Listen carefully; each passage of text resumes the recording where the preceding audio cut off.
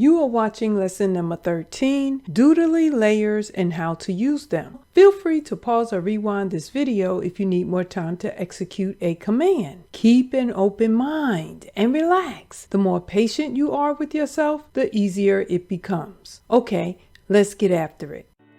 In this tutorial, you will gain a much better understanding about how to use Doodly layers in order to control the order in which assets are drawn on the canvas. Now, as you can see, I already created a scene. If you look on the right over here, you will see a section called layers. That's where we are going to spend the bulk of our time today. Now, each one of these boxes is called a layer, and every time I add an asset to my scene, a new layer is created. The best way I can think of to show you how Doodly layers work is to rebuild the scene on your screen from scratch and walk you through each element.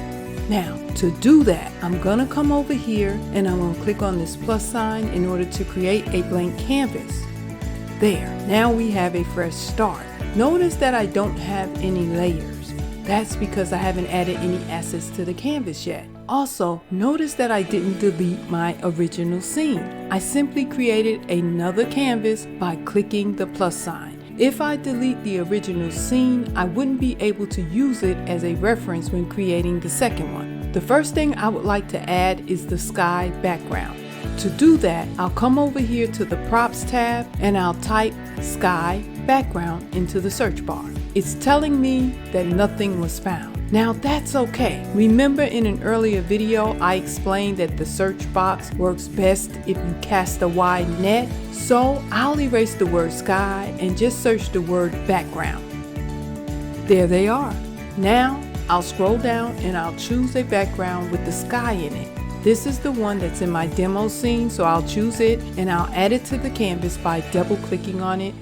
And I want you to notice that our first layer has been created. There's delay and duration. Now, we are not going to discuss these two elements in this particular video. I'll dive into these elements at a later date. Now, before we get into the layering process, I want to show you something. Remember in lesson 11, we discussed scene settings, and in lesson 12, we discussed video settings. I want to show you the major difference between the two using this sky background. Now, I have Doodly Rainbow, and by default, I keep it turned on. That means my videos are usually rendered in full color. However, there are times when I will create a black and white scene within a video where all the other scenes are in color. Now, this is where using scene settings and video settings come into play. Let me show you.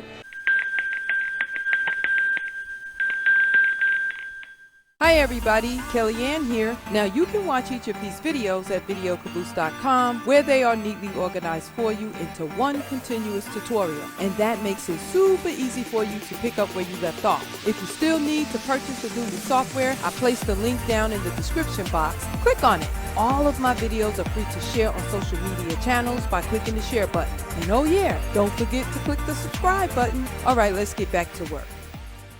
I'm gonna come down here and add another blank canvas and then drag this same background onto it. Now I have two identical scenes. I'll click on the first scene and then I'm gonna come up here to scene settings and I'm gonna click on it. Notice that Doodly Rainbow is turned on. I'm gonna turn it off. I'll click OK and then apply. Notice that the background turned from color to black and white. However, if I come down here and I click on the second scene, you'll notice that it's still in color. And if I click on this scene, it's still in color as well. That's because any changes that you make on the scene settings will affect only that one scene. Now I'm going to come down here to video settings and I'm going to click on it. Notice that Doodly Rainbow is turned on. I'm going to turn it off. I'll click OK and then apply. Voila! Every scene in my video just went from full color to full black and white. If I click on this scene, it's black and white. If I click on this scene, it's also black and white. That's because any changes you make on the video settings will affect every scene in your entire video. It bears repeating. The changes you make on the scene settings affects only the current scene that you're working on, and the changes you make on the video settings will affect your entire video. Listen, when you are creating videos, don't be afraid to experiment with these features. Try creating scenes in full color and then create some with a combination of color images and black and white images. I mean, the sky's the limit when it comes to mixing things up. You're only limited by your imagination and the capabilities of the Doodly software, of course. Okay, let's get back to creating layers. I'm gonna delete this extra scene by coming down here, and I'll right click on it and I'll select delete. Let me go back and turn Doodly Rainbow back on. Okay, the first thing I want to do is resize this background to fit the canvas. I'll click on it and then grab the handles on the side here, and then while holding my mouse button down, I'll drag it out. There. I want to show you a little trick that I use all the time when adding assets in a scene. See how there's two clouds in this image? Let's say I only wanted one cloud in my scene. All I have to do is drag it off the canvas. Let me show you. I'm going to drag this handle and I'm going to drag it up until the cloud is no longer on the canvas. Now, if I try to drag it off the canvas using this top handle, see how it won't let me? I'll have to slide the entire image up until the cloud is off the canvas and then come down here and resize it using this handle. Now, it's perfectly okay to move part of an image off the canvas. Only what's on the canvas will be seen in your finished video. Now, let me put it back on the canvas. Now I'm going to click on my demo scene so that I can see what item I need to add next. Let's add the square box. Okay, again, I'm going to come up here to the props tab and I'm going to type the word square in the search box. But first I'm going to click this X in order to remove the word background, and then I'll type square. This is the one that is in our scene, so I'll double click it in order to add it to the canvas. A pop-up will appear. Are you going to replace an image? If you click yes, replace, your background will be removed and the square will be placed on the canvas by itself. However, we want to keep the background, so I'll click this red button that says no add. Next, I'm going to center it and make it a little larger. Again, notice that a second layer has been added. If I delete this square, the layer gets deleted as well. However, I want this square, so I'll just put it back by right-clicking on my mouse and clicking undo. Let's see what we need to add next. It looks like the arrow is what we're looking for. Again, I'll come over here to props, I'll click the X to remove the word square, and then I'll type arrow in the search box. I'll scroll down a little bit and there we are. I'll double click to add it to the canvas. Now I'll move it up to the top and resize it. There. Notice that I have added 3 assets to the canvas. 1, 2, 3. And if we come over here, we have 3 layers as well. Next, I would like to add the cityscape. So again, I'll come over here to the props tab. I'll click the X in order to remove the word arrow, and I'll type city in the search box. Here it is. So I'll double click and add it to the canvas. Again, I'm asked to make a choice. And again, I'll click the red button, no add, and then I'll drag it down to the bottom and resize it. Remember guys, it's okay to size it bigger than the canvas. I want the building to completely take up the bottom of the screen, so I'll need to go just a little bit bigger than the canvas size. Only what's on the canvas will show in your finished video. Again, another layer has been added to the canvas and to this section here as well. Okay, we're almost there. All we need now is the man and the 2 text boxes. Now, I'm about to show you something that I normally would show in a more advanced course, so please give me your full attention. If I come over here to the Scenes tab and I click on it, you'll notice that here is the man and the 2 text boxes that I used in my scene. But watch what happens when I go to add this scene to the canvas. I'll double click on it in order to add it to the canvas, and when I do, a pop-up screen appears which says current scene is not empty. Adding this scene template will remove all existing content from the current scene. Are you sure you want to continue? And if I click OK, everything we just did is gone, and this scene will replace all of the work that we've done so far.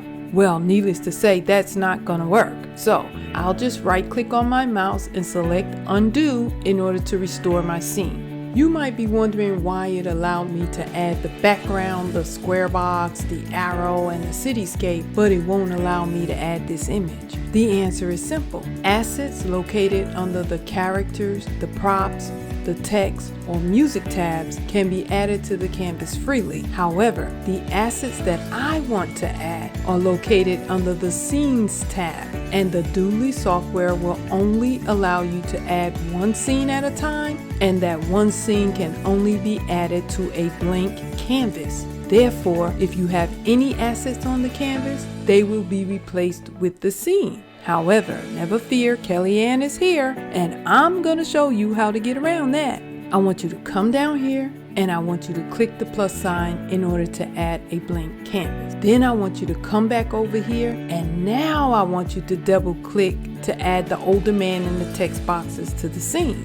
There they are. Next, I want you to locate the control key on your keyboard. It's labeled CTRL. And I want you to hold the control key down and click on all three elements. So I'm holding down my control key, and I'm going to click on text box 1, text box 2, and the man. Now notice that all three layers are now green. That means that they have all been grouped together. Next, let go of the control key. Come back over here to the canvas and right click anywhere on this grouping.